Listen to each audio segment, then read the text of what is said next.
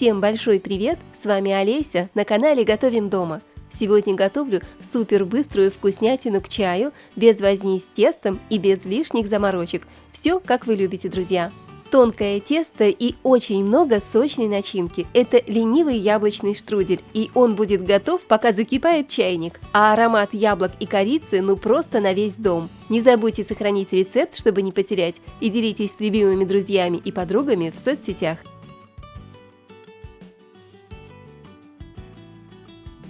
Беру 3-4 яблока, очищаю от кожицы и семян.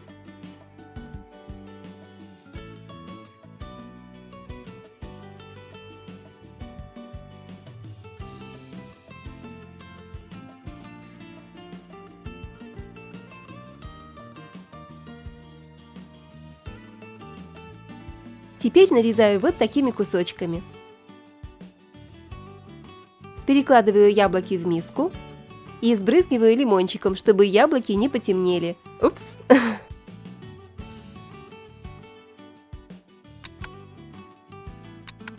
Перемешиваю, можно прямо руками. И добавляю изюм. По желанию вместе с изюмом вы можете добавить любые сухофрукты. У меня вяленая вишня, а можете добавить чернослив, курагу, в общем, все, что вы любите.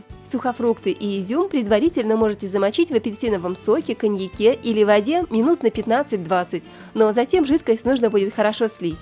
И, пожалуй, добавлю немного орешков для контраста текстур. У меня миндаль с фундуком, поправьте меня, если ошибаюсь в произношении. В общем, орехи тоже можете брать абсолютно любые. Также добавлю пару ложек сахара. Сахар кладите по вкусу. Перемешиваю.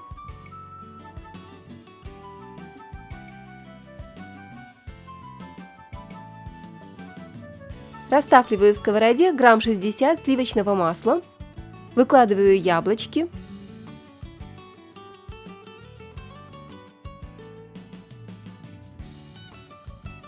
И тушу на медленном огне около 10 минут. Стараюсь долго не тушить, чтобы яблоки не превратились в кашу.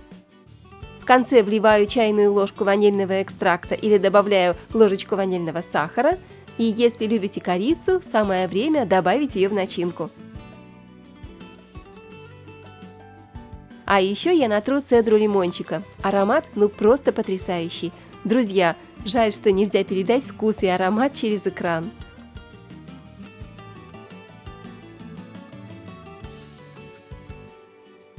Начинка для нашего ленивого штруделя уже готова. Снимаю ее с огня.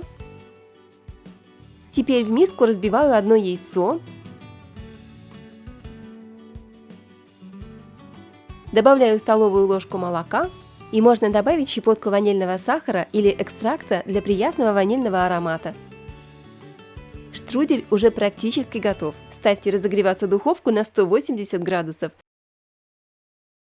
А я беру лист лаваша. Разворачиваю лаваш.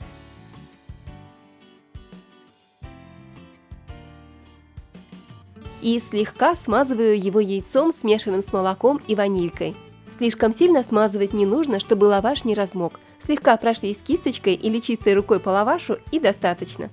Можно еще сверху посыпать лаваш крошкой печенья или молотыми орехами. Это нужно для того, чтобы крошка впитала в себя лишнюю влагу из яблок. Выкладываю начинку из яблок и равномерно распределяю ее по лавашу. Подворачиваю края лаваша и быстро и аккуратно сворачиваю лаваш вот в такой рулет. Приготовь, поделись, подпишись.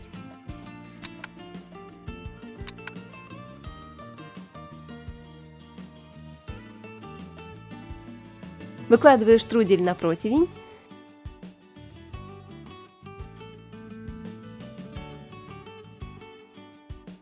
И смазываю оставшимся яйцом с молоком и ванилью.